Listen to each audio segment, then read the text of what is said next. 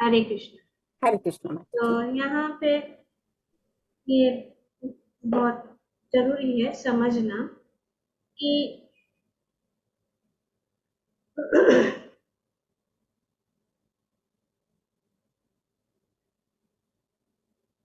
भक्ति तक पहुंचने के लिए ज्ञान तथा त्याग जो है जरूरत नहीं है। जैसे कि यहाँ वर्णन किया गया है कि कुछ विद्वानों की संस्कृति है कि भक्ति तक पहुंचने में ज्ञान तथा त्याग महत्वपूर्ण कारण है। क्या है? भक्ति तक पहुंचने के कारण क्या है? ज्ञान तथा त्याग। किंतु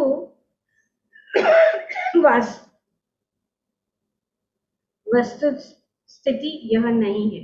ऐसा नहीं है कि ज्ञान या त्याग की जरूरत है भक्ति तक पहुंचने के लिए। वस्तुतः ज्ञान या त्याग का अनुशीलन जो कृष्ण भावनामृत में पांव जमाने के लिए अनुकूल होता है, तो शुरुआत में जरूरी है। जब हम भक्ति में लग जाते हैं, भक्ति में आ जाते हैं, शुरू करते हैं, तब ज्ञान की तो जरूरत पड़ती है, क्योंकि ज्ञान के बिना हम भक्ति के विषय में नहीं जान पाएंगे। तो इसीलिए शुरुआत में ये जरूरी है। तो यहाँ पे बताया गया कि कृष्ण भावनामृत में पांव जमाने के लिए अनुकूल होता है, कि शुरुआत करने के लिए अनुकूल है। भले ही प्रारंभ में स्वीकार कर लिया जाए, प्रारंभ में इसको स्वीकार कर सकते हैं कि हाँ ज्ञान जरूरत है, वैराग्य जरूरत है, त्याग जरूरत है, किंतु अंततः उनका तिरस्कार करना पड़ सकता है, उनको उनकी जरूरत नहीं। क्योंकि भक्ति यदि आश्रित है तो केवल सेवा भाव या सेवा की इच्छा पर, अन्य किसी पर नहीं। तो भक्ति किसके पर आश्रित है? किसके ऊपर आश्रित है? सेवा के ऊपर। ज्ञान और त्याग के ऊपर आश्रित नहीं है, केवल सेवा, अन्य किसी पर नहीं। उसे निष्ठा के अतिरिक्त और कुछ नहीं चाहिए। तो भक्ति को प्राप्त करने के लिए सिर्फ भक्ति ही चाहिए और कुछ नहीं, न ज्ञान न वैराग्य। और कैसी भक्ति? निष्ठा पूर्वक। तो ये भक्ति स्वतंत्र है, किसी के ऊपर आश्रित नहीं है। भक्ति ही भक्ति प्रदान कर सकती। तो भक्ति करने से, भगवान की सेवा करने से जो है हम भक्ति प्राप्त कर सकते हैं, और कोई दूसरा रास्ता नहीं। तो ये यहाँ पे बताया गया है जो हमें जानना है। आगे बढ़ो। पटु भक्तों का अभिमत है कि मानसिक चिंतन यानी कि ज्ञान तथा योगा अभ्यास की कृत्रिम तपस्या भव बंधन से छूटने के लिए अनुकूल हो सकती है, किंतु इनसे हृदय अधिक कठोर बनता जाता है। तो ये ये जरूरी है यहाँ पे किसी कुछ पटु भक्तों को ऐसा ये अ, समझ है कि इसके लिए जरूरी है, इस भवबंधन से छूटने के लिए ये चीजें जरूरी है, योग अभ्यास और ज्ञान जो है उसके लिए जरूरी है। पर इससे क्या होता है कि खास करके ज्ञानी जो है, जब ज्यादा ज्ञान हो जाता है तो उनका हृदय जो है कठोर बन जाता है ज्ञान के कारण। और इसके लिए ये जो है अनुकूल नहीं है। आगे पढ़िए। ये भक्ति की उन्नति में बिल्कुल सहायक नहीं हो सकते। अतएव ये विधियां भगवान की प्रेम भक्ति करने के अनुकूल नहीं है। वस्तुतः कृष्ण भावना अमृत अर्थात स्वयं भक्ति ही भक्ति में जीवन में प्रगति करने का एकमात्र उपाय है। तो यही है, क्या है? कृष्ण भावनामृत अर्थात स्वयं भक्ति ही भक्तिमय जीवन में प्रगति करने का एकमात्र उपाय, और कोई उपाय नहीं। न ज्ञान है, ना वैराग्य है, ना वर्णाश्रम धर्म है, जो पहले भी बताया गया है पिछले अध्याय में। तो ये सब चीजें जो है, भक्ति उसके ऊपर आश्रित नहीं है। भक्ति स्वतंत्र है, भक्ति पूर्ण है, भक्ति भक्ति से ही प्राप्त कर सकते हैं, और कोई चीज से नहीं। तो ये यहाँ पे वर्णन किया जा रहा है, तो ये जानना जरूरी है। इसीलिए हमें ऐसा नहीं सोचना है कि हम बहुत ज्यादा ज्ञान प्राप्त करेंगे या बहुत ज्यादा चीजें त्याग करेंगे तो भक्ति प्राप्त हो। नहीं, भक्ति मतलब भक्ति में सेवा, भगवान की सेवा, और कैसे, किस भाव से? निष्ठा पूर्वक। निष्ठा के अतिरिक्त और कुछ नहीं चाहिए भक्ति में आगे बढ़ने के लिए। यस, यह कार्य और कारण दोनों है, क्योंकि भक्ति कार्य और कारण, द कॉज एंड इफेक्ट।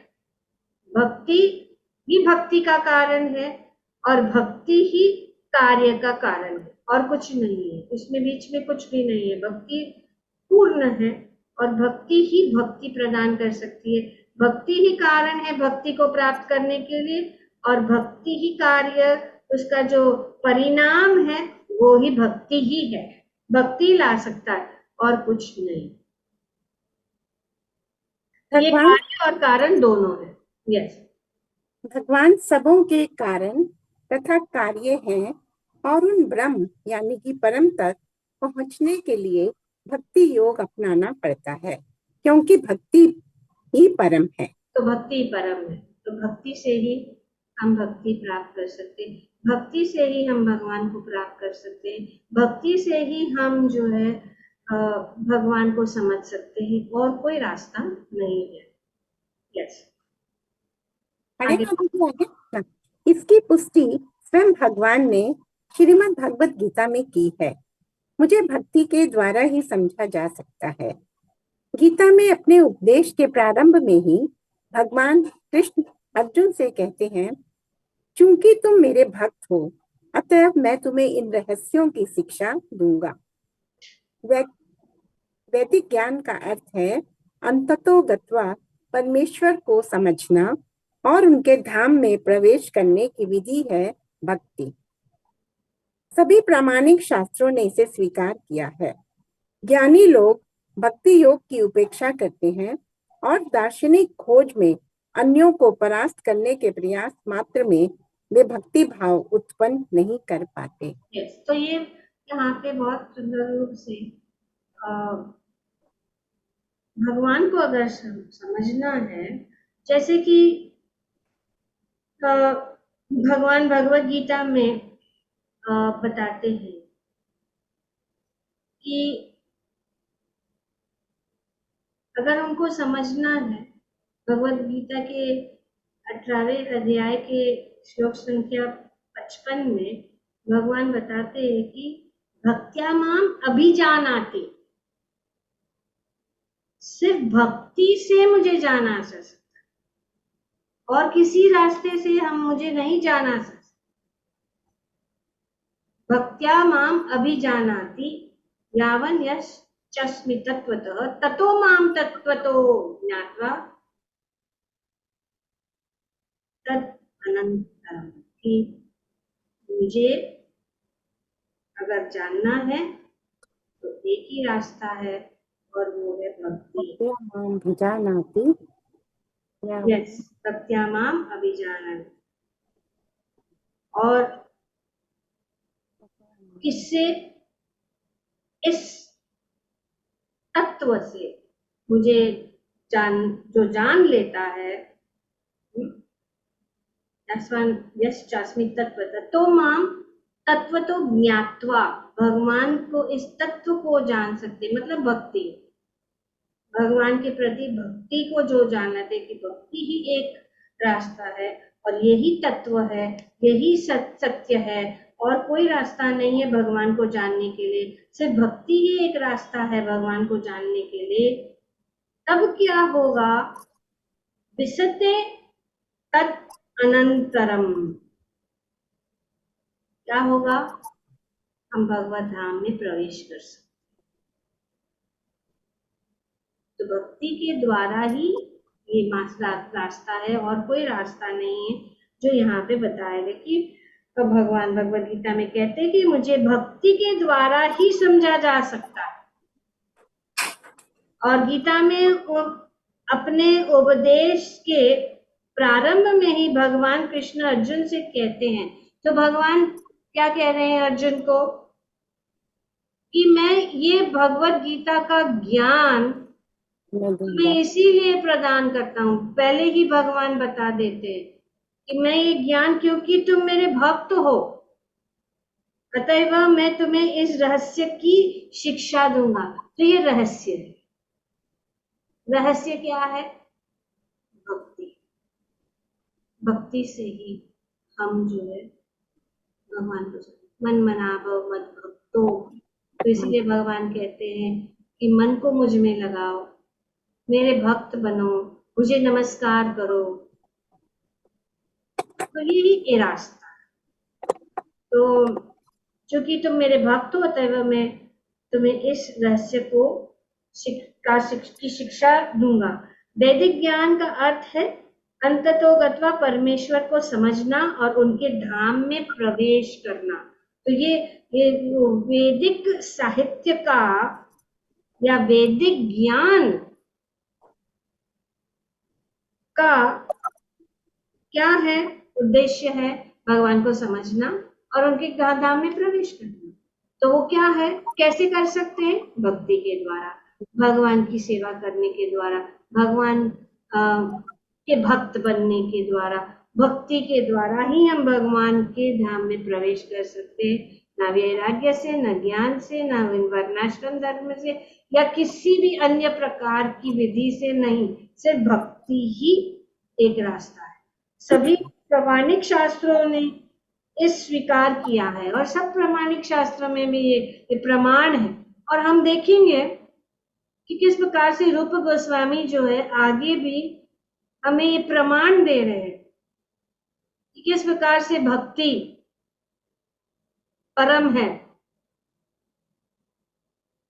क्योंकि ज्ञान और वैराग्य जो है हृदय को कठोर बना देता है, लेकिन भक्ति जो है कोमल। इसीलिए भगवान कहते हैं कि हे अर्जुन, तुम ये ज्ञान को समझ सकते हो क्योंकि तुम भक्त हो, और ऐसे कोमल हृदय वाला जो व्यक्ति है वही इस रहस्य को समझ सकता है। तो हृदय कोमल होना चाहिए। और भगवान शुरुआत में ही भगवान जो है अर्जुन को बता देते, a soft hearted person like you is qualified। एक क्वालिफिकेशन, जैसे कि यहाँ पे ये पात्रता, भक्ति की पात्रता का वर्णन किया जा रहा है।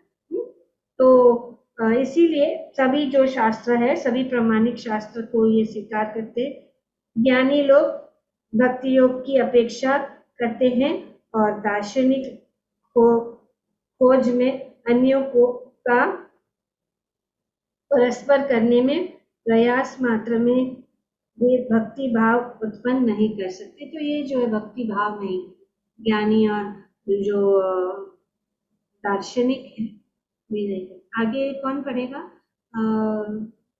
विद्या देशपांडे जी माता। हरे कृष्णा। श्रीमद् भागवत में 11.20.31 में कृष्ण कहते हैं, हे उद्धव, जो लोग मेरी सेवा में गंभीरता पूर्वक लगे हुए हैं, उनके लिए दार्शनिक चिंतन यानी ज्ञान तथा कृत्रिम वैराग्य का अनुशीलन अधिक उपयुक्त नहीं होता। जब कोई व्यक्ति मेरा भक्त बन जाता है तो उसे भौतिक भोग के त्याग के सारे फल स्वतः उपलब्ध हो जाते हैं और उसे परम सत्य को समझने के लिए काफी ज्ञान प्राप्त हो जाता है। भक्ति में प्रगति की यही परीक्षा है। भक्त कभी अंधकार में नहीं रह सकता, क्योंकि भगवान उस पर विशेष दया दिखाते हैं और उनके अंतःकरण से उसे प्रकाश प्रदान करते हैं। ये भगवान भगवद गीता में और श्रीमद् भागवतम में वर्णन स्पष्ट रूप से, इसीलिए यहाँ पे अब रूप गोस्वामी अनेक अनेक शास्त्र से, जैसे कि श्रीमद् भागवतम है या भगवद गीता है, उसमें से वे जो प्रमाण दे रहे कि भक्ति को प्राप्त करने के लिए यहाँ पे वर्णन किया, तस्मान् मद भक्ति युक्तस्य योगिनो वै मद आत्मनः न ज्ञानम न च वैराग्यम प्राय श्रेयो भवेत्। जो भक्त मेरी प्रेम भक्ति में और प्रेम मई सेवा में लगा है, जिसने अपने मन को मुझ में स्थिर किया हुआ है, उनके लिए ज्ञान और वैराग्य जरूरत नहीं है इस मुझे प्राप्त करने की। तो यह बहुत स्पष्ट रूप से, जैसे कि यहाँ बताया गया कि हे उद्धव, जो लोग मेरे सेवा में गंभीरता पूर्वक लगे हुए हैं, उनके लिए दार्शनिक चिंतन मतलब ज्ञान तथा कृत्रिम वैराग्य का अनुशीलन अधिक उपयुक्त नहीं होता। जब कोई व्यक्ति मेरा भक्त बन जाता है, तो उसे भौतिक भोग के त्याग के सारे फल स्वतः उपलब्ध हो जाते हैं और उसे परम सत्य को समझने के लिए काफी ज्ञान प्राप्त हो जाता है। तो भगवान का जो भक्त है, उसको अलग से प्रयास नहीं करना पड़ता है। किसके लिए? ज्ञान के लिए। अलग से उसको जो है प्रयास नहीं करना है वैराग्य उत्पन्न करने के लिए, क्योंकि जो मेरे भक्ति में लगता है, मैं स्वयं उनको प्रदान करता हूँ। जैसे कि भगवद गीता में भगवान कहते हैं कि तेषां सतत युक्तानां भजतां प्रीति पूर्वकम ददामि। भगवान कहते ददामि बुद्धि योगम तम येन मां उपयन्ति ते। भगवान कहते हैं कि जो मेरे तेषां सतत, जो सतत मेरे भक्ति में लगा रहता है, भजताम और प्रीति पूर्वक मेरी सेवा में लगे हुए हैं, मैं उनको ज्ञान प्रदान करता, मैं उनको ज्ञान प्रदान, उसके लिए उनको अलग से प्रयास करने की जरूरत नहीं पड़ती। ददामी बुद्धि होगा, मैं देता हूं उनको बुद्धि, मुझे समझने के लिए। उनको जरूरत नहीं है कि वो ज्ञान, क्योंकि ज्ञान जो है भक्ति नहीं प्राप्त किया, भक्ति से ज्ञान अपने आप जो है प्राप्त हो सकता है। भक्ति करने से अपने आप वैराग्य उत्पन्न हो सकता है, उसके लिए अलग प्रयास करने की जरूरत नहीं है। और तेषाम एवानुकंपार्थम अहम अज्ञानजं तमः नाशयामि आत्मभावस्तु ज्ञान दीपेन भाषसा। भगवान कहते हैं और उनके ऊपर अनुकंपा मैं दिखाता हूँ। जो मेरे भक्त, उनको मैं अनुकंपा, क्योंकि मैं उनके हृदय में है, और उनके जो ज्ञान को मैं नष्ट करता हूँ। ज्ञान दीपेन भाष, मैं जो है ज्ञान के दीप उनको प्रदान करता हूँ, उनके हृदय में बैठे हुए जो मेरा भक्त। तो ये दूसरा यहाँ पे प्रमाण है कि स्वतः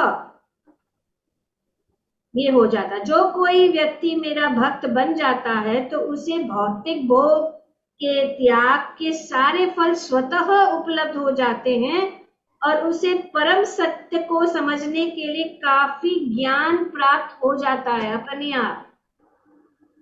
उसके लिए अलग प्रयास करने की जरूरत नहीं पड़ती। भक्ति में प्रगति की यही परीक्षा है। भक्त कभी भी अंधकार में नहीं रह सकता, जैसे क्योंकि ज्ञान दीपेन भाषते, भगवान यहाँ भास्वत भगवान बताते कि ज्ञान दीपेन भास्वत, मैं जो हूं उनको ज्ञान प्रदान करता हूँ, तो वे अंधकार में नहीं रह सकता, क्योंकि भगवान उस पर विशेष दया दिखाते हैं और उनके अंतःकरण से उसे प्रकाश प्रदान करते हैं। वो अपने हृदय में जो है आत्मभाव, उनके हृदय के अंदर से वो ज्ञान प्रदान करते हैं। ठीक है, आगे पढ़िए माता जी। इसी के आगे उद्धव को उपदेश देते हुए भगवान कहते हैं, हे मित्र, मेरे भक्तों को सकाम कर्म, तप, दार्शनिक ज्ञान तथा अनुशीलन, वैराग्य, योगाभ्यास, दान तथा अन्य समस्त पुण्य कर्मों से प्राप्त होने वाले लाभ स्वतः प्राप्त हो जाते हैं। इन भक्तों को सारी वस्तुएं उपलब्ध रहती है, फिर भी वे मेरी भक्ति के अतिरिक्त और कुछ नहीं चाहते। यदि कोई भक्त किसी भौतिक लाभ की यथा स्वर्ग प्राप्ति या कोई आध्यात्मिक लाभ जैसे वैकुंठ की प्राप्ति की इच्छा करता भी है, तो मेरी अहेतु की कृपा से उसकी इच्छाएं सरलता से पूरी हो जाती है। तो ये यहाँ पे बहुत सुंदर रूप से बताया है कि मेरे भक्तों को सकाम करना, कर्म, तप, दार्शनिक ज्ञान की अनुशीलन, वैराग्य, योग अभ्यास, दान तथा अन्य समस्त पुण्य कर्मों से प्राप्त होने वाले लाभ स्वतः प्राप्त हो जाते। तो जब हम भक्ति में लग जाते हैं, भक्ति करते हैं, तो सब कुछ जो है प्राप्त हो जाता है। जो अगर हम अलग अलग चीजें, जैसे कि यहाँ पे बताया गया सकाम कर्म तथा दार्शनिक ज्ञान या वैराग्य या योग अभ्यास, दान, इतना सारा करना होता है, समस्त पुण्य कर्म, क्योंकि बहुत सारे पुण्य कर्म करने के बाद जो है भक्ति मिलती है, पर उस जो भक्ति में डायरेक्ट आ गया उसको ये करने की जरूरत नहीं है, वो स्वतः जो है भक्ति करने से वो सब प्राप्त हो जाता है। इन भक्तों को सारी वस्तुएं उपलब्ध रहती है, फिर भी वे मेरी भक्ति के अतिरिक्त और कुछ नहीं चाहते, सब कुछ उपलब्ध हो जाता। जितना भी यहाँ पे इतनी सारी चीजें बताई है, तो इसीलिए भक्ति ही परम है, भगवान की सेवा ही परम है, भगवान के धाम में जाने के लिए भक्ति ही एकमात्र माध्यम है और कोई माध्यम नहीं है। यहाँ पे श्री रूप गोस्वामी अनेक शास्त्रों के अनुसार और श्रीमद् भगवद गीता खास करके जो भगवान के मुखारविंद से निकली गई वाणी है, उसमें भगवान स्पष्ट रूप से बताते हैं कि भक्त्या माम अभिजानाति, और कोई रास्ता नहीं, और कोई रास्ता नहीं। हरे नाम हरे नाम हरे नाम एव केवलम खलु नास्तेव नास्तेव गति, अन्यथा परम गति को प्राप्त करने के लिए सिर्फ भक्ति है। और इस कलयुग में हरे नाम, हरे कृष्णा कृष्ण कृष्ण हरे हरे, हरे राम राम राम हरे हरे। पर भगवान इतने दयालु है कि उनको जहां भी जाना, अगर उनको वैकुंठ में की प्राप्ति की इच्छा है तो से उनकी अहितु की कृपा से उनकी इच्छाएं सरलता से पूरी हो जाती है। तो जहां पे जो कुछ भी भक्त चाहे वो प्राप्त कर सकते। आगे पढ़ी। वस्तुतः ऐसा व्यक्ति जो कृष्ण भावनामृत विकसित हो जाने पर भी भौतिक भोग के प्रति लिप्त रहता है, प्रामाणिक गुरु के आदेशानुसार नियमित भक्ति करते रहने पर ऐसी मनोवृत्ति से शीघ्र ही छुटकारा पा लेता ये है। जो है भौतिक या इंद्र तृप्ति के की अगर इच्छा भी हो और वो प्रामाणिक गुरु के शरण में हो, प्रामाणिक गुरु के अनुसार आदेशों का पालन करता है, तो जो है ऐसे मनोवृत्ति से वो मुक्त हो सकता है। आगे बताइए। तत्पश्चात श्रील रूप गोस्वामी की संस्तुति है कि मनुष्य को चाहिए कि वह भौतिक इंद्रिय भोग में लिप्त न होकर कृष्ण से संबंधित हर भोग्य वस्तु को ग्राह्य समझे। उदाहरणार्थ, भोजन करना आवश्यक है, और हर व्यक्ति अपनी स्वादेंद्रिय की तुष्टि के लिए सुस्वादु व्यंजन चाहता है। अतएव इस दशा में अपनी जीभ की नहीं अपितु कृष्ण की तुष्टि के लिए कुछ सुस्वादु व्यंजन बनाकर कृष्ण को अर्पित किए जा सकते हैं, तब यह वैराग्य है। व्यंजन बनाए जाए, लेकिन जब तक उन्हें कृष्ण को अर्पित न कर लिया जाए, उन्हें भोजनार्थ ग्रहण न किया जाए।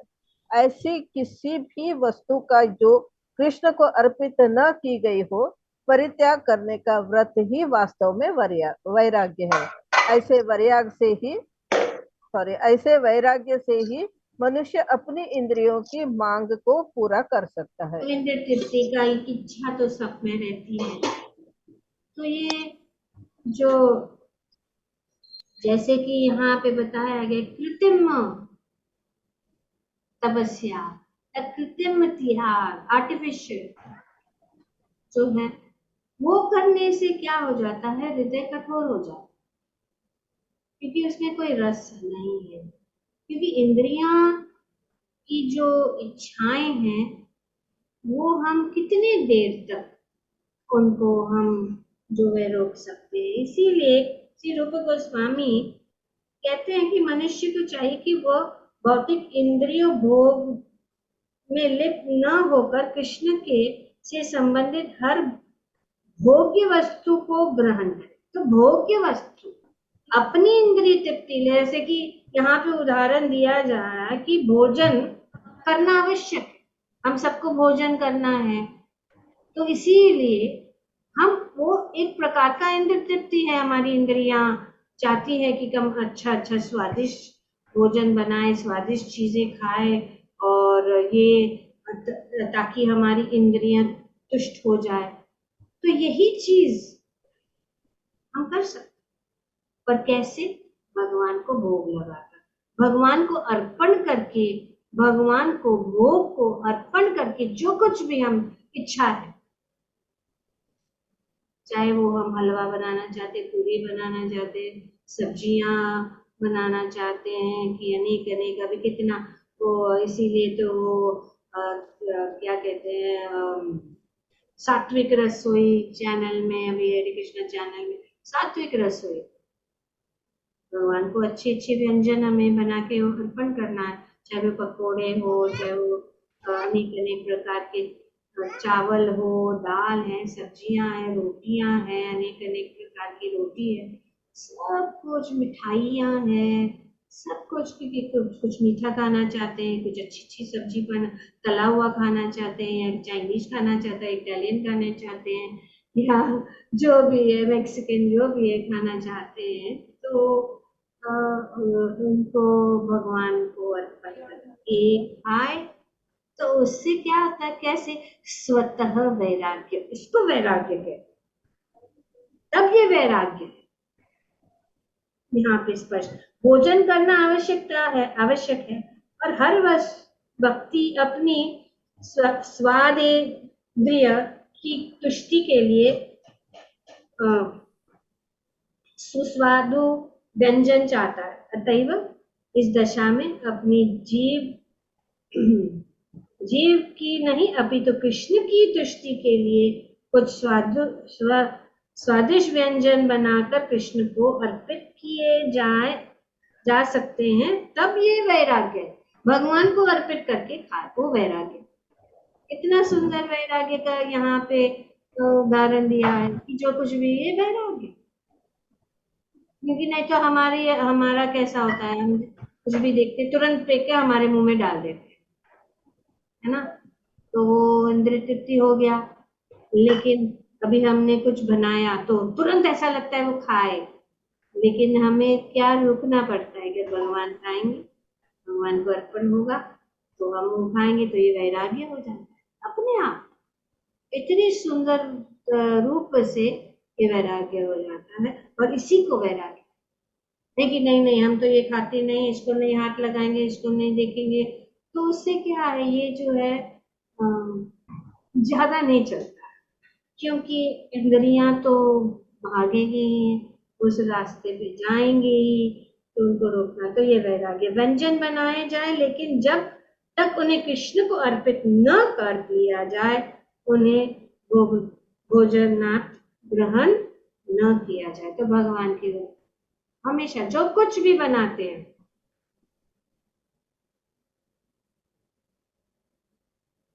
यस, जो कुछ भी बनाते, किसी का कोई मैसेज, जो कुछ भी बनाते हैं हमें भगवान, अभी किसी ने अभी प्रश्न कहा पूछा है कि अगर हम समझो परिस्थिति नहीं है जिसमें हम भगवान को भोग नहीं लगा सकते, या भगवान नहीं है, हम बाहर हैं कहीं, या भगवान को भोग नहीं लगा सकते, तो हम मन में भी कर सकते हैं।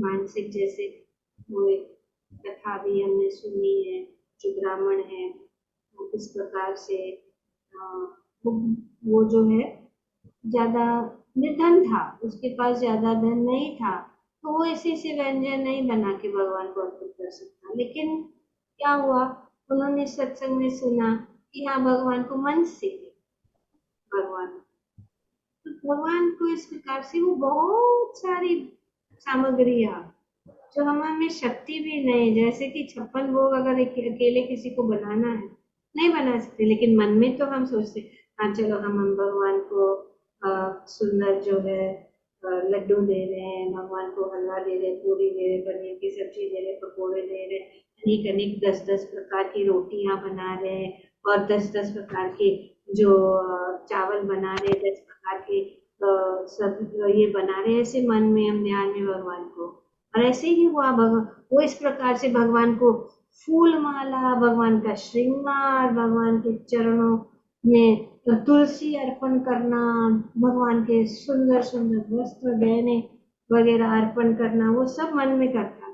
एक दिन उसने जो है सोचा कि आप भगवान को खीर बहुत पसंद है, मैं भगवान को खीर अर्पण करूं, तो मन में वो सोच रहा है कि मैं खीर बना रहा हूँ, सब सामग्री लेके वो भगवान को खीर अर्पण कर रहा था, और फिर वो भगवान को भोग लगाने का मन में ही ये सब चल रहा है व्यस्त में।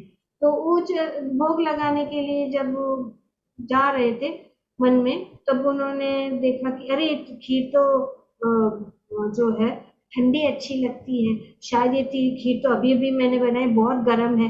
तो रुका थोड़ी देर, फिर उन्होंने सोचा कि मैं चेक चेक देखता हूँ, चेक करता हूँ कि बहुत गर्म तो नहीं, तो उन्होंने अपनी उंगली खीर में डाली देखने के लिए, और फिर उनकी उंगली जो है जल गई, और फिर वो अपना ध्यान से निकल गया, तो उन्होंने देखा सचमुच ही उनकी उंगली जल गई थी।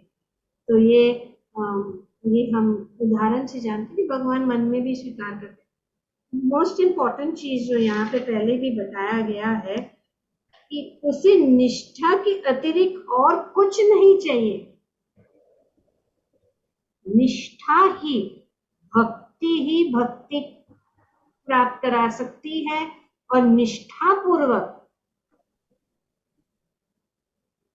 तो ये निष्ठा बहुत जरूरी है, और उसको कर सकता है। तो यहाँ पे बताया गया है कि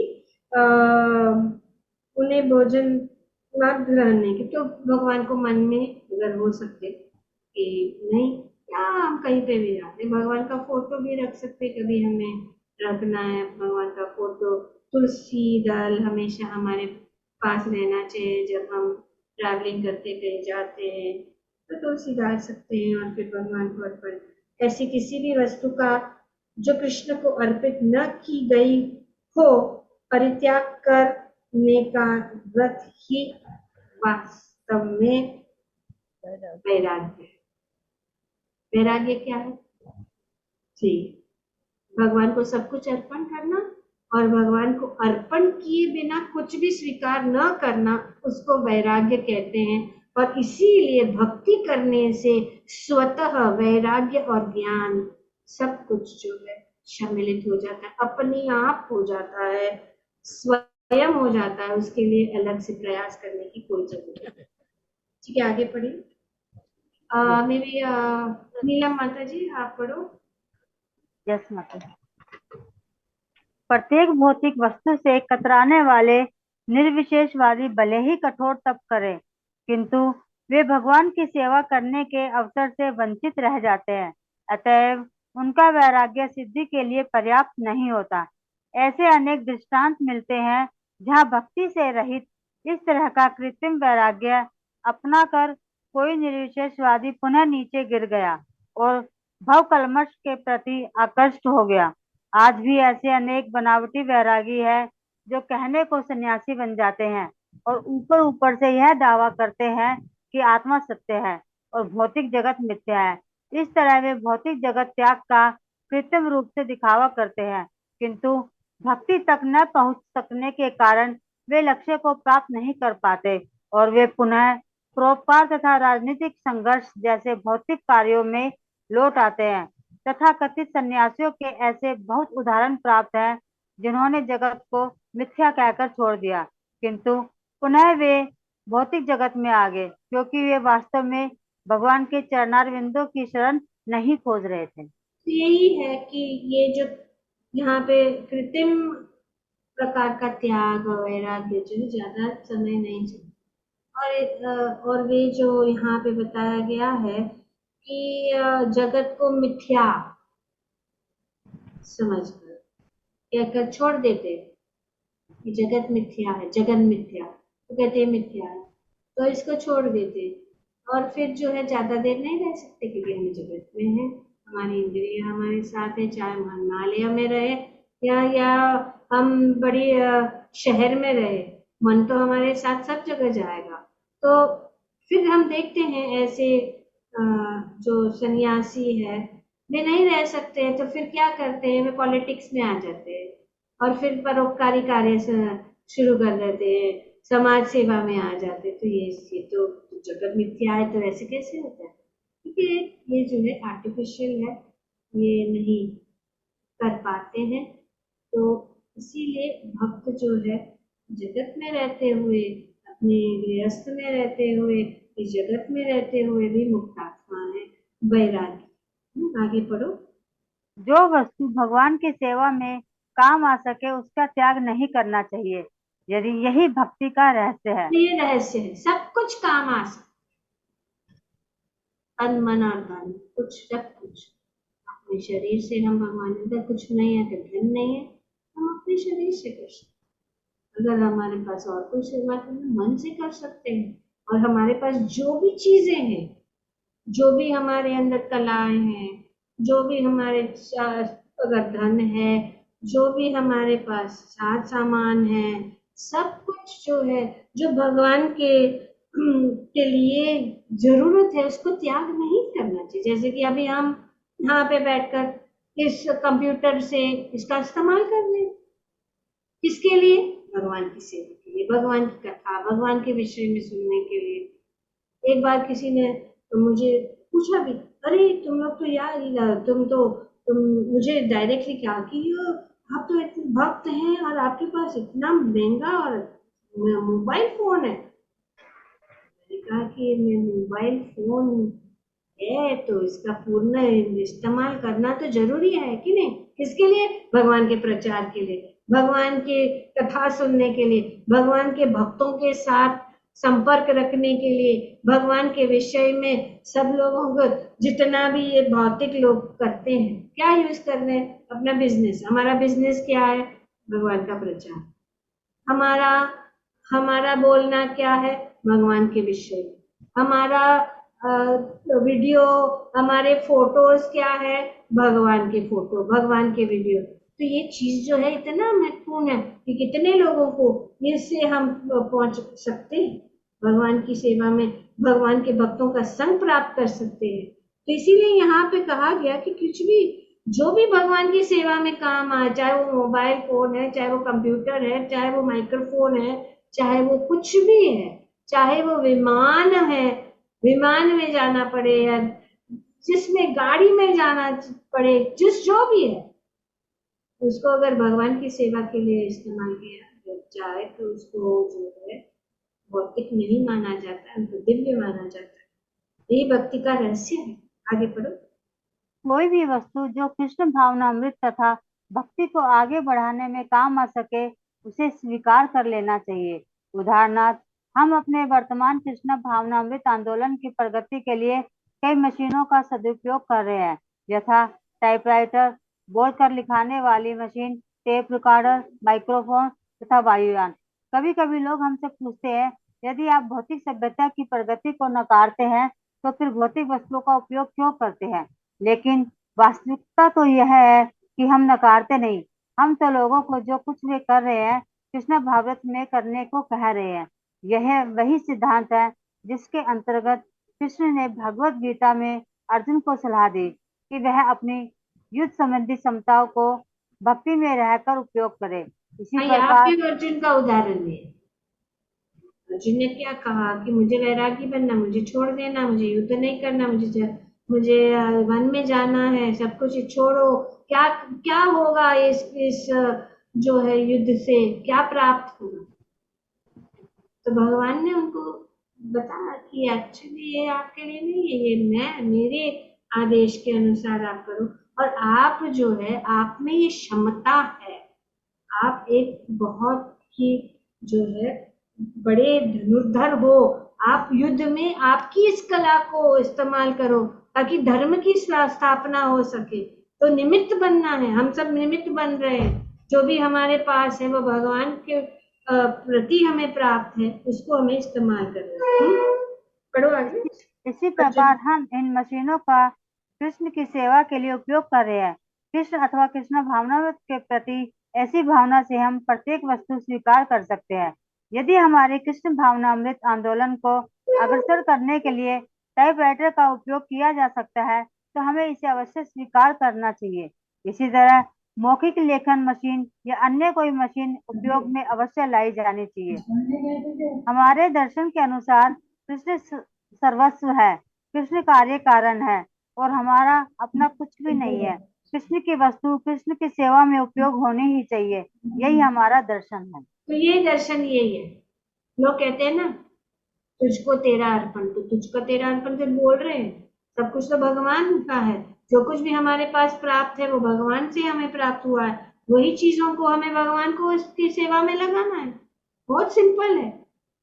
जो भी हमारे अंदर जो भी है, हमारे पास जो भी है, सब कुछ जो है भगवान की सेवा में लगाया जा सकता है। चाहे हमारे पास कोई बिजनेस क्यों ना हो, अगर हमारे पास बिजनेस है पेपर छापने का, या हमारे पास हम प्रिंटर है, तो भगवान की किताब भगवान के विषय में जो है प्रचार कर सकते हैं।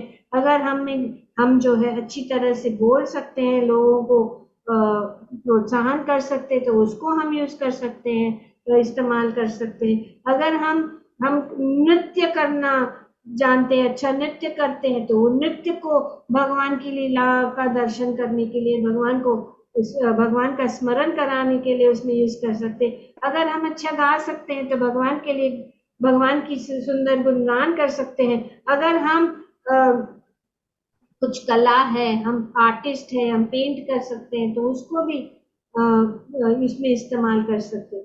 तो इसीलिए जो कुछ भी हमारे पास है, हर चीज, अगर कुछ भी नहीं है तो सिर्फ भगवान की कथा जब चल रही, वहां पे बैठने की जो क्षमता है उसको इस्तेमाल कर सकते हैं, वो भी भगवान की सेवा है। तो ये श्रवणम कीर्तनम विष्णु स्मरणम, ये भी भगवान की नवदा भक्ति में से एक अंग है। श्रवण करना, भगवान की कथा को सुनना, और जो भी हमारे पास है उसको हमें इस्तेमाल करना। आगे कौन पढ़ रहा था? यस, सुनीता माता जी। सुनीता माता जी आप पढ़े। हाँ, हरे कृष्ण माता जी, दंडवत प्रणाम, हरि बोल। किंतु इसका ना, हरि बोल। हाँ, किंतु इसका अर्थ यही नहीं है कि हमें भक्ति संपन्न करने के लिए सिद्धांतों का त्याग करना चाहिए अथवा भक्ति के लिए नियमित विधि विधानों के पालन करें। मतलब जो आवाज आ रहा है, अगर नहीं आएगा ना हम बोलते हैं, आप पढ़िए। ओके, कुछ भी हाँ, होता है हम बताते हैं आपको। करनी चाहिए। भक्ति की पारंपरिक अथवा नौसिखिया अवस्था में भक्त को इन प्रभुओं की विधि विधानों का पालन करना चाहिए। तो आध्यात्मिक गुरु ज्ञान स्थापित किया है, वह वस्तुओं की स्वीकार करना और ठुकरा देना भक्ति के सिद्धांतों पर निर्भर होना चाहिए।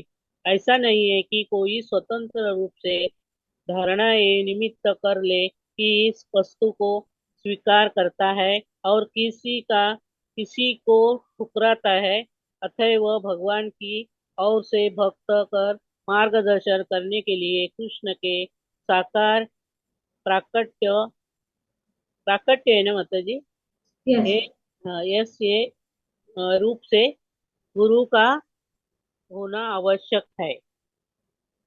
और आगे पढ़ो। यस गुरु को धन संग्रह व अनुयायियों की नई संस्था की संबंधित नहीं होता है चाहिए। कोई प्रामाणिक गुरु कभी कभी नहीं होगा, किंतु गिरिकारों कोई गुरु अनंत तैयार है, अधिकृत नहीं होता तो वह अपने अ, आप हुए गुरु बैठाते हुए बैठता है तो वह यन समग्र से अनुग्राही को दीर्घ संख्या की संबंधित की सकता है। तो मेरा चश्मा नहीं है माता जी, इसलिए उनकी और ओके, आप भक्ति इतना पढ़ लीजिए। कार्य नहीं कर सकते। यही कोई मनुष्य ऐसे उपनार्थिकाए की मंत्र से संबंधी से यह जाता है तो उसके भक्ति पर मन जाती है और ये परत को गुरु परंपरा के सिद्धांतों की कड़ाई से पालन करना चाहिए। हरि बोल माता जी। दूसरे को उसके पढ़ने ओके, दो, ठीक मेरा है। चश्मा नहीं है। ठीक है हरि माता बोल। जी। हाँ जी। हाँ जी। हरे कृष्णा, दंडवत माता जी। कृष्ण भावना भावित व्यक्ति को स्वभावतः शुद्ध होने के कारण मन अथवा कर्म की किसी अन्य विशुद्धिकरण प्रक्रिया को विकसित करने की आवश्यकता नहीं होती। कृष्ण भावनामृत में उच्च पद को प्राप्त होने से वह पहले से समस्त सद्गुणों से युक्त होता है और योग विधि के बतलाए गए यम नियमों का पालन करता है। ऐसे नियमों का पालन भक्त स्वतः करते हैं। इसका एक प्रत्यक्ष उदाहरण हिंसा का गुण है, जो सद्गुण माना जाता है। भक्त स्वभाव से अहिंसक होता है, अतएव उसे अलग से अहिंसा का अभ्यास नहीं करना होगा।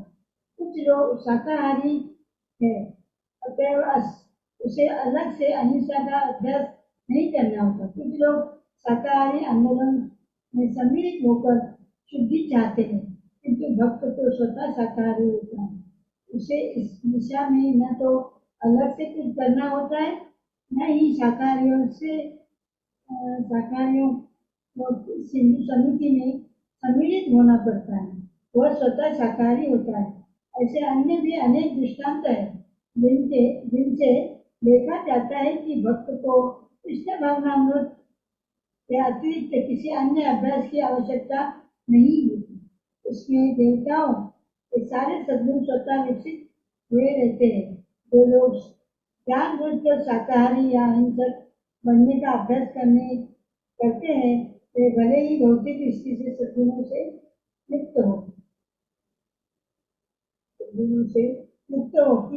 किंतु ये गुण उन्हें भक्त बनाने के लिए पर्याप्त नहीं होते। शाकाहारी व्यक्ति या अहिंसक व्यक्ति भक्त भी हो यह आवश्यक नहीं, किंतु भक्त स्वतः शाकाहारी तथा अहिंसक दोनों होता है। अतः हम इस निष्कर्ष पर पहुंचते हैं कि शाकाहार या अहिंसा भक्ति के कारण स्वरूप नहीं है। इस संबंध में स्कंद पुराण में तो ये दूसरी बात यहाँ पे बताई जा रही है कि कृष्ण भावना भावित जो व्यक्ति है या भक्त है वो शुद्ध, उनको मन अथवा कर्म की किसी अन्य विशुद्धिकरण प्रक्रिया को विकसित करने की आवश्यकता नहीं होती। तो जो भक्त है वो शुद्ध होता है, उसको कुछ और अधिक करने की जरूरत नहीं है। यहाँ पे बताया गया है कि जैसे कि यहाँ पे बतलाया गया है कि कृष्ण भावनामृत में उच्च पद को प्राप्त होने से वह पहले से ही समस्त साधु गुणों से युक्त होता है और योग विधि के बतलाए गए यम नियमों का पालन करता है। ऐसे नियमों का पालन भक्त स्वतः करते हैं। इसका एक प्रत्यक्ष उदाहरण अहिंसा का गुण है। जैसे कि अहिंसा, अहिंसा मतलब पशु के प्रति जो है हिंसा नहीं करते, भक्त अपने आप हो जाता है। और ये एक गुण है जो सामान्य लोगों के अंदर जो जो शाकाहारी है, जो शाकाहारी बनना चाहते हैं और पशु की हत्या से लोगों से बचाना चाहते हैं, उनके लिए वो प्रयास करना पड़ता है। लेकिन भक्त जो है वो जब भक्ति में आता है तो सभी को जो है समान समझकर, चाहे वो पशु हो या कोई भी जीव हो, किसी भी जीव के प्रति हिंसा नहीं करता, स्वतः वो ये करता है। लेकिन अगर कोई कहेगा कि मैं शाकाहारी हूँ, लेकिन ये बहुत अच्छा गुण है, लेकिन ये नहीं है कि वो भक्त हो। ये कोई शाकाहारी है इसका मतलब नहीं कि वो भक्त है। लेकिन भक्त जो है स्वतः शाकाहारी रहता है, स्वतः जो है शुद्ध रहता है, स्वतः जो है सबको, सभी लोगों को मान देता है, वे किसी को भी हानि नहीं पहुंचाना चाहता है। तो ये यहाँ पे बताया गया है कि कुछ लोग शाकाहारी आंदोलन में सम्मिलित होकर शुद्धि चाहते हैं, किंतु भक्त तो स्वतः शाकाहारी होता है। उसे इस दशा में न तो अलग से कुछ करना होता है और न ही शाकाहारियों की समिति में सम्मिलित होना पड़ता है। वह स्वतः शाकाहारी होता है। उद्रंगा माता जी, आप हरे कृष्ण माता जी, धन्यवाद, प्रणाम। ऐसे अन्य भी अनेक दृष्टांत हैं जिनसे देखा जाता है कि भक्त को कृष्ण भावना अमृत के अतिरिक्त किसी अन्य अभ्यास की आवश्यकता नहीं होती। उसमें देवताओं के सारे सद्गुण स्वतः विकसित हुए रहते हैं। जो लोग जानबूझकर शाकाहारी या अहिंसक बनने का अभ्यास करते हैं, वे भले ही भौतिक दृष्टि में सद्गुणों से युक्त हों, किंतु ये गुण उन्हें भक्त बनाने के लिए पर्याप्त नहीं होते। शाकाहारी व्यक्ति या अहिंसक व्यक्ति, ये दरवाजा जरा बंद कर दो संगीता। शाकाहारी व्यक्ति या अहिंसक व्यक्ति भक्त भी हो यह आवश्यक नहीं, किंतु भक्त स्वतः शाकाहारी तथा अहिंसक दोनों होता है। अतः हम इस निष्कर्ष पर पहुंचते हैं कि शाकाहार या अहिंसा भक्ति के कारण स्वरूप नहीं है। इस संगीता ये यहाँ पे वर्णन कि भक्त शुद्ध होता है, और क्योंकि वे शुद्ध होता है, सभी देवता जो है उनके शरीर में वह निवास करता है। जो श्रीमद् भागवतम में वर्णन किया गया है कि सभी देवता और सभी देवताओं के गुण जो है उनमें स्वतः आ जाते हैं, उनको अलग से उसको प्राप्त करने की जरूरत नहीं है। श्रीमद् भागवतम में ये बताया कि यस्याति भक्तिर् भगवती अकिंचना सर्वे गुणेश तत्र समसते सूरः। सूर मतलब देवता। इस सर्वे गुणेश, सभी गुण जो है, जो भक्ति करता है, जो भक्त है, उनमें सभी जो देवता और देवताओं का गुण जो है उनके अंदर, जैसे कि धर्म, ज्ञान, वैराग्य, वे सब जो उस भक्त के शरीर में जो है प्रकट होता है, वो लक्षण। क्यों? क्योंकि भगवान हरि के भक्त बन जाते हैं, तो वे जो है उनमें कोई अलग से ज्ञान, वैराग्य, शुद्धता या धर्म का पालन अलग से नहीं, स्वतः उनके शरीर में और सभी देवताओं के जो गुण है उनमें आ जाते हैं। तो यहाँ पे कहानी जो हम जानते हैं वो बताया गया है। मीरा माता जी, तो माता जी आगे पढ़े। Yes, okay please. इस संबंध में स्कंद पुराण में एक कहानी आती है जिसमें नारद मुनि के उपदेश से एक बहेलिया व्याध महान भक्त बन गया। जब वह बहेलिया पूर्ण भक्त बन गया तो वह एक चींटी तक को मारने के लिए तैयार नहीं था।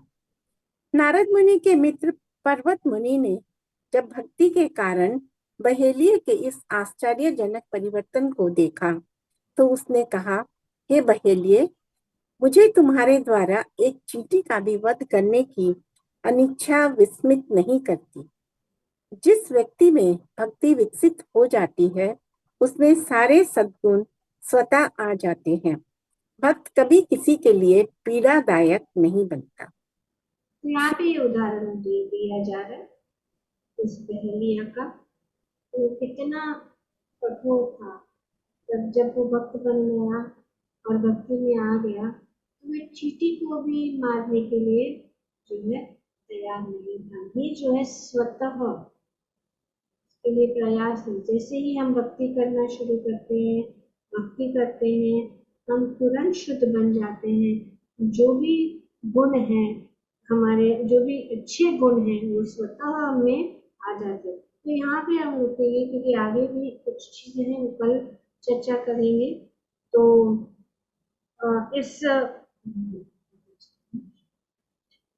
इस विभाग में अभी तक जो है हमने पढ़ा कि भक्ति की पात्रता क्या है, कि ज्ञान और वैराग्य ये जरूरत नहीं है। भक्ति स्वतंत्र है, भक्ति ही भक्ति को प्रदान कर सकती है और कोई रास्ता नहीं है भगवान को समझने के लिए। ये शुरुआत में ज्ञान और वैराग्य, जब हम आगे भक्ति में लगने के लिए जब हम लग जाते हैं तो भक्ति सब कुछ संभाल लेती है। भक्ति से, भगवान की भक्ति से भगवान स्वतः जो है अपने भक्त को, उनके हृदय में बैठे हुए भक्त के भगवान भक्त को क्या करते हैं, उनको मार्गदर्शन दिखाते हैं और उनकी सहायता करते हैं और स्वतः सभी जो है गुण भक्तों के अंदर आ जाता है, जो हम भगवद गीता में भी भगवान बताते हैं, तेषां सततयुक्तानां रजतं प्रीतिपूर्वकम्। तो मेरी भक्ति करता है ददामि बुद्धि योगम, भगवान जो है बुद्धि प्रदान करते हैं, तो सब कुछ होता है। तो ज्ञान और वैराग्य जो है के द्वारा हम भक्ति नहीं प्राप्त कर सकते, भक्ति के द्वारा ही हम भक्ति प्राप्त कर सकते हैं। तो ये यहाँ पे और बहुत सारे उदाहरण हैं। इस प्रकार से हमने देखा कि किस प्रकार से भगवान जो है की भक्ति करने से सब अच्छे गुण और शुद्धता और इस भव सागर को पार करने का यही एक माध्यम है भक्ति। और जो कुछ भी हमारे पास है उसको हम जो है भगवान की सेवा में इस्तेमाल कर सकते हैं। तो वैराग्य का उदाहरण दिया गया कि किस प्रकार से हमारी इंद्रियां, जैसे कि हमारी जीवा है, हम स्वादिष्ट चीजें खाना चाहते हैं, तो जब हम इन स्वादिष्ट चीज खाने की जो इच्छा है, भगवान को वो स्वादिष्ट चीज अर्पण करके जब हम उसको पान करते हैं, उसको लेते हैं, तो वही वैराग्य है। और जो कुछ भी हमारे पास जब हम भगवान को अर्पण करके इसको इस्तेमाल करते हैं, तो सब कुछ जो हमारे पास है उसको हम भगवान की सेवा में इस्तेमाल कर सकते हैं, उसके त्यागने की जरूरत नहीं है। यही यहाँ तक हमने पढ़ा और किस प्रकार से भक्ति में आने से हम शुद्ध बन जाते हैं और सभी गुण जैसे कि ये अहिंसा भी अपने आप आ जाते हैं, क्योंकि भक्ति में जब आते तो रस प्राप्त होता है। कभी कभी लोग कहते हैं कि आप लोग कैसे बिना प्याज लहसुन का ये सब भोजन करते हैं, ये आप कैसे खा सकते हैं बिना प्याज और लहसुन के तो स्वाद ही नहीं आता है। लेकिन हमने देखा है कि जब भगवान के जैसे ये लोग आते हैं और भगवान का प्रसाद खाते हैं तब उनको पता लगता है कि इसका स्वाद दूसरा है। जो हम भगवान को अर्पित किए बिना जो खाते हैं और भगवान के अर्पित करने के बाद जो हम लेते हैं उसमें बहुत अंतर है। चाहे कितना भी साधारण कोई खिचड़ी क्यों ना हो, इतना स्वादिष्ट लगता है। तो ये है यही वैराग्य है, यही भगवान की सेवा है। और हम अपने इंद्रियों को तो एक्चुअली ये प्याज और लहसुन सब्जियां इतनी मीठी होती है, सब्जियां में अपने अपना स्वाद रहता है। और ये जो प्याज लहसुन जो है ये जो मांसाहारी लोगों के लिए, क्योंकि मांस में तो कोई टेस्ट नहीं है, उनको टेस्ट को बढ़ाने के लिए ये सब डालते हैं और तब वो खा पाते रहे, तो ऐसे नहीं खा सकते। लेकिन सब्जियां जो अगर कच्ची भी क्यों ना हो उसको खा सकते और उनका स्वाद ले सकते और इतना पौष्टिक होता है। तो जब जब वो सोचते कैसे, लेकिन जब हम उनको अनेक अनेक सब्जियां देते हैं तो अरे ये तो कितना स्वादिष्ट है, इसमें प्याज लहसुन भी नहीं है, तो तुरंत वो जो है आकर्षित हो जाते हैं। दूसरी जो सबसे बड़ी सामग्री वो है भगवान। भगवान जब स्वीकार करते हैं, भगवान जब भी इसको पान करते हैं उसमें जो है भगवान अपनी कृपा डालते हैं और उसको कहते हैं, इसीलिए प्रसाद, प्रसाद का अर्थ है भगवान की कृपा। ओके, तो यही वैराग्य है। ज्ञान भगवान अपने हृदय से तुम सब